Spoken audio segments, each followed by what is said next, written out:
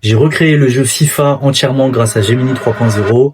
Enfin, ça, c'est ce que certains ont essayé de nous faire croire sur Twitter ce matin. Bon, ce qui est vrai, c'est qu'on n'y est absolument pas encore. On peut pas créer de jeux vidéo de A à Z avec Gemini 3.0. Mais la réalité, c'est que Google a lancé son nouveau modèle et il y a beaucoup de choses qui changent. Avant de vous montrer les différents tests que j'ai pu faire avec Gemini 3.0, il y a bien une chose que vous devez comprendre et pourquoi ça change tout. Avec le nouveau mode DeepThink qu'ils ont lancé, ils se contentent plus de prédire le prochain mot. Il prend réellement le temps de réfléchir. C'est la réponse directe de Google au modèle O1 de OpenAI pour les tâches complexes. D'ailleurs, le directeur Sam Altman de OpenAI n'a pu que s'incliner face aux résultats de Gemini sur Twitter. Alors sur le papier c'est beau, mais j'ai voulu voir si c'était pas juste une nouvelle pratique marketing. J'ai lancé à Gemini 3.0 3 défis ce matin et le moins qu'on puisse dire c'est que c'est bluffant. Premier test, je lui ai demandé de me réaliser une page de site web. Résultat, vous le voyez là-haut, il m'a sorti ça en one shot. Deuxième test qui était plus technique, un dashboard pour une application de finance. Regardez juste les détails de l'UI, le design de façon générale. Il a bien compris la logique que je lui ai demandé derrière tout ça. Et enfin, pour revenir à mon histoire de FIFA, je lui ai demandé un jeu interactif. Bon, je lui ai pas demandé de me faire Mbappé en 4K, mais il a codé un prototype jouable en quelques secondes. C'est ce qu'on appelle d'ailleurs le vibe coding. Tu donnes ton idée à l'IA et elle l'exécute de A à Z. Et le plus fou là-dedans, c'est que ici, je vais utiliser que le chat. Mais il y a une autre évolution qui a été annoncée, c'est ce qu'on appelle Google Anti-Gravity. C'est leur plateforme IA agentique qui va pouvoir accéder à votre terminal d'ordinateur et gérer toutes vos tâches de façon autonome. Ce modèle Gemini 3.0, il a été implémenté d'ailleurs dans le AI Mode, le nouveau moteur de recherche Google implémenté avec l'IA,